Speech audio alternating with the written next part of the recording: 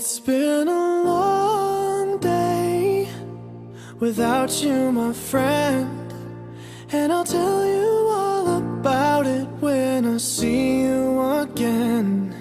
We've come a long way from where we began. Oh, I'll tell you all about it when I see you again.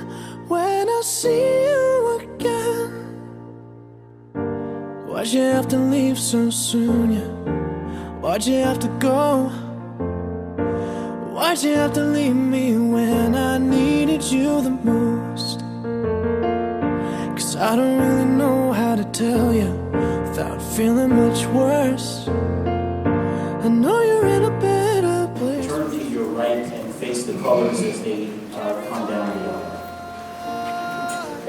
Give me all the strength I need to carry on.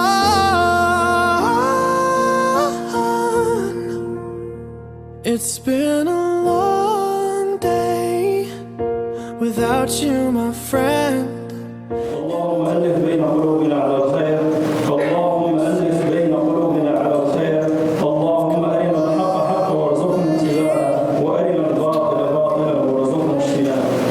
God, join our hearts together for all that is good. Let us see all good as good and give us the ability to practice and live our lives by it.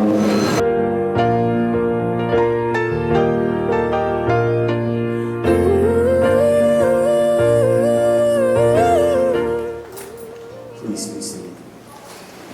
Tonight we want to humble ourselves before God and just extend our prayers and our hope and our thoughts with those families.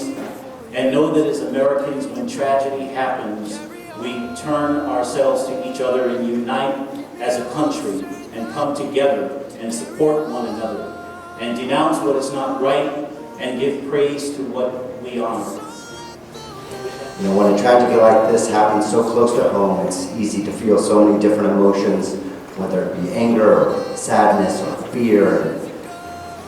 It's times like this that we cannot let our communities be divided, but need to come together and be stronger.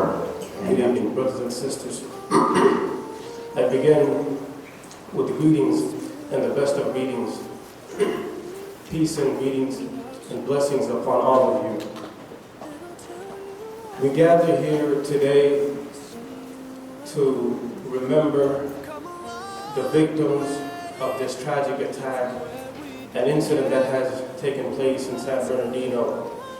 And these are trying times for all of us. Evil is evil, no matter what shape or form it comes in. Evil is evil and detested. Instead, you invite us to ever deeper faithfulness. We might remember that we are all your sons and daughters, and that you love all your children, and that together there is nothing that we cannot accomplish by your grace. We do not ask of you, O God, to remove all violence from our midst, but instead, we dare to ask of you the patience and the courage, the fortitude and the holy wisdom that will enable us to work together to build communities of peace and justice for all your people. Love. And radical love is very risky, I want you to know that.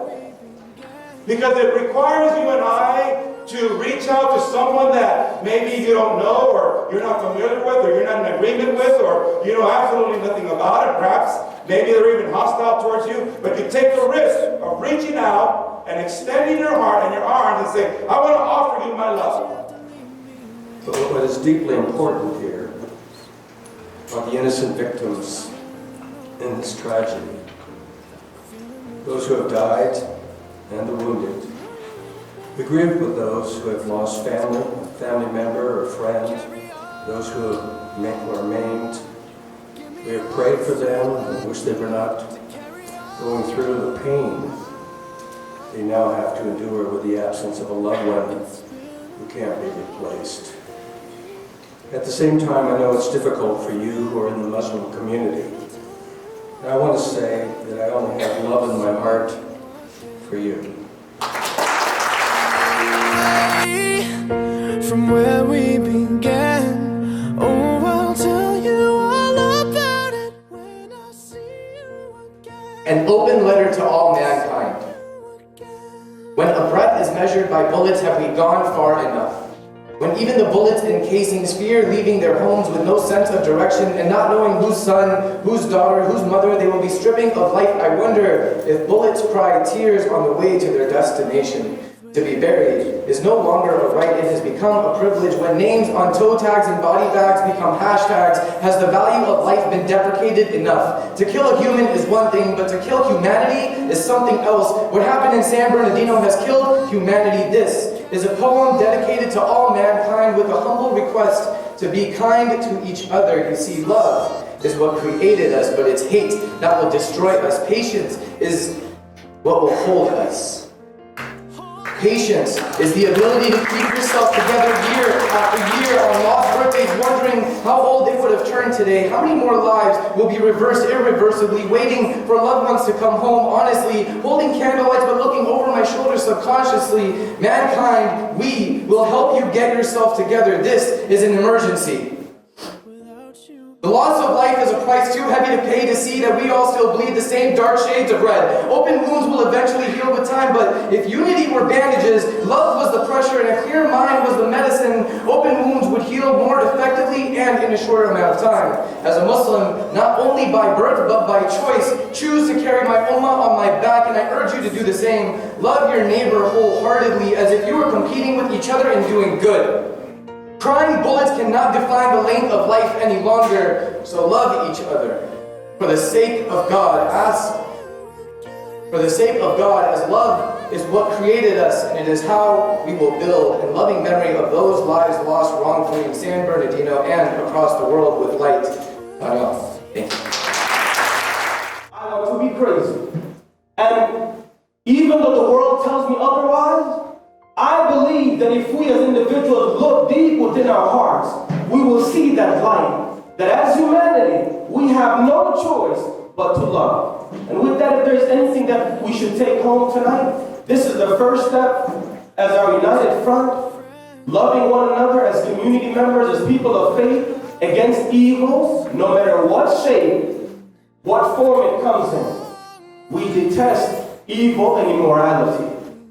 With that, again, I thank you for coming out and joining us.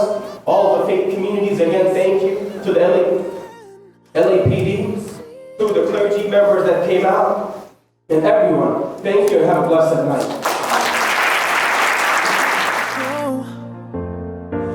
Why'd you have to leave me when I needed you the most? 'Cause I don't really